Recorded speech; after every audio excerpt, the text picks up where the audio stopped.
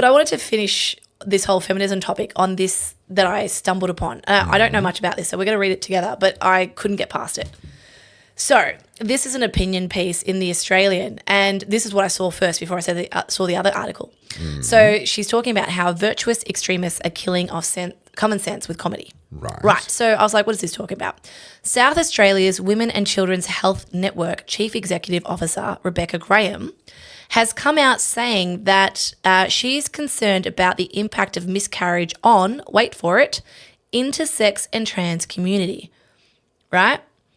And I was like, wait, sorry, I need to unpack this. Thank you for the link, because then I found the next topic. So this is the first article. Health officials, trans stillbirth remark fuels woke row. That's the article. So it goes on to say, I feel like this segment's going to cost me some brain cells. This made me so angry, but everything makes me angry, so that's not really... I can just feel the IQ draining out of my shoes as I sit here trying to read that. I'm going to read you the article quickly.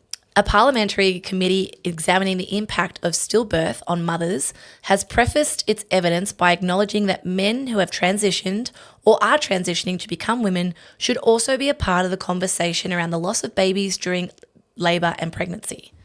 Despite the medical impossibility of former men ever becoming pregnant or enduring the hardship of miscarriage, one of South Australia's most senior health bureaucrats opened her evidence to an SA parliamentary committee by reassuring that her use of the terms women and woman were not intended to be exclusionary in the context of stillbirth.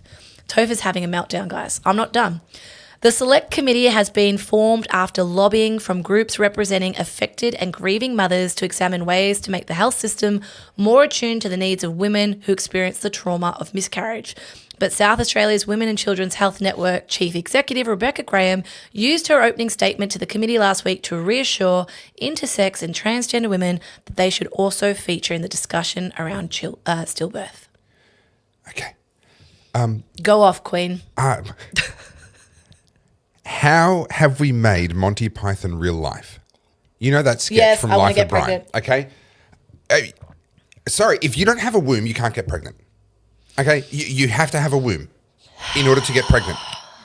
And how incredibly patronizing to people with a womb, right? Womb bearers, are we going to, like, we're just going to... They always look the fucking same, don't they? How incredibly patronizing to mothers who have lost a baby to try and say, oh, we're going to cram these other people in they need with to be you part of the conversation. who don't have a womb. Yeah. They will never personally experience a miscarriage in the way that a mother who is having a miscarriage experiences it. They will never share that experience. That's not a transphobic thing to say. It's a biological reality. If you don't have a womb, you cannot experience that. There is no need for me to be in a conversation about mothers and what they go through with a miscarriage. I should be welcomed into a conversation about fathers and what fathers go through when their partner, their wife, has a miscarriage. Okay, that would be valid. Yeah. But I have no place. And no one without a womb has a place in a conversation about what happens to mothers when they suffer a miscarriage. And this is the literal erasure of women. And we need to say this now while we can, because later this year in Australia, there are some new laws coming in, which is going to make, these protests that are happening, these Let Women Speak events that are happening, and then obviously the trans-exclusionary radical feminist complainers are counter-protesting, and there's a lot of violence going on, not from the Let Women Speak side. Excuse me, what are you giving me? Did you lace that with some mushrooms or something? Or maybe it was the bread. Was it mushroom loaf? It looks like a mushroom. You'll never know if you're dead soon. Yeah, the coroner will. So we've got these counter-protesters coming in, bringing violence, trying to stop women from literally having a voice and saying, we exist. And then you've got these people who sit in these positions where they're meant to be supporting women. They're meant to be supporting, in this case, mothers who endure one of the most deeply personal losses I can't even imagine. I'll never know, right? Because I don't have a womb. And they're playing this stupid game too. So here's the thing. I've never been pregnant, sure. And obviously I've never miscarried. So I can't speak to that. I am a woman, but I've never been through that. But however, I have had quite a few friends who have miscarried. Yeah. And I've had someone who's had to, unfortunately, give birth to a stillborn at 26 weeks. Yeah, wow. And I can't possibly empathize. I've never been through it, but I've seen what it does. And not to discount that the father feels something. Sure. Of It's course. not the same, though. It is not the same. That's my point. I'm not trying to claim it is the Yeah. same. Like, it is not the same. A woman's body betraying her like that, losing a pregnancy, the woman often blames herself, or always blames herself. Yeah. I did something and wrong. wrongly. If you're listening to this and that's you, that is not your fault. It is not. And unfortunately, it's documented through history long before, the last 100 years. Miscarriages were unfortunately part of life. It's horrible and it's hard and it's very taboo because, it's such a fragile position for a woman to be in. And it's very vulnerable. It comes with so much shame that it shouldn't. Yes. It shouldn't Of have course it shame shouldn't. attached to it, but it does. But how disgusting and evil for it to be mocked by including trans people in this conversation. I'm sorry, call me whatever you want. It is evil that we need to indulge these fantasies of these delusional, mentally ill people who want to wake up one day and decide that I'm now a woman and believe that they should be included in conversations they have absolutely no fucking right to. Okay, that's number one podcast. That is, well, no. We dropped quite a few of them because we were talking They about didn't count it. Well, because we were talking about the the word as scholars. As scholars. I don't think we've ever been accused of being scholars, although maybe you I'm will an be soon. academic Yeah, twat that's right. now.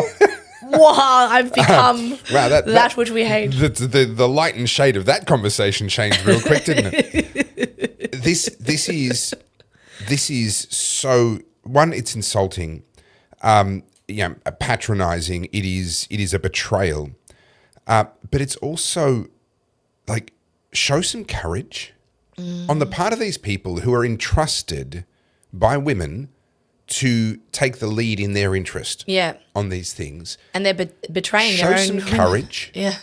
right? And to actually say, no, this is about people who can get pregnant. Yep. And whatever you might call yourself, you're not one of those people. Yep. This isn't about you. I know we've talked about trans people before. I believe they exist, and I believe that if you woke up in the wrong body one day, that's terrible. And I remember when I talked about this, I got absolutely torn apart in your comments for this. Okay. Because they're like, oh, she's part of the problem. No, I'm not part of the problem. Like, you read a history book, man. There are people who struggle with the belief that they are in the wrong body. Yeah. I would argue that the belief is wrong. Their body's not wrong. Yeah. The belief is wrong. Well, I like, you can, I've got to be careful. I don't want to get cancelled. We have deformities, physical deformities. Sure. So it would be fair to say that your brain chemistry can make mistakes too, and wires can get crossed. Sure. And I have never been in that position. So for me to speak from a position of authority to say, well, that's rubbish. Well, schizophrenia is not rubbish, right? So I'm not saying that, God, how do I say this delicately? I'm not saying that being trans is a mental illness specifically, but I do believe that there are people whose brain chemistry has not been configured the way most are. Sure. And that must be like a horrible thing. I would agree and disagree. I'm not sure if it's a brain chemistry thing, but these people aren't pretending. The new ones are. It is a thing. It does exist where people genuinely are convinced that they are in the wrong body. And so then we as a society, if we care about such people, we say, okay, so is it the body that needs to change to match the mind, or is it the mind that needs to be changed to match the body? Well, we know for a fact that minds change all the time. People change their minds on all sorts of things, Yes. on all sorts of deep personal identity related things for themselves as well. It changes over time. It changes due to circumstance. It changes due to discovery and realizations about yourself. And to sit there and it just the crime of it right now is the number of people who were affirmed into changing their body who are now realizing, hang on, this hasn't fixed anything for me. I don't actually feel any more at home in my body now than what I did before. Yeah. It hasn't done any of what was advertised, and now there's a growing number of detransitioners and so forth. It exists in the sense that there are absolutely people that feel like they're in the wrong body. The correct approach, I believe the compassionate approach, is to say, let us help you to come to terms with and accept who you really are, which is the body that you were born into. Hey guys, thanks for watching another short clip from The Oddcast. If you want to watch the full video, it's over on YouTube at The Oddcast HQ, and you can see more from me and Topher over there. Don't forget to like, subscribe, and keep up with us in the comments.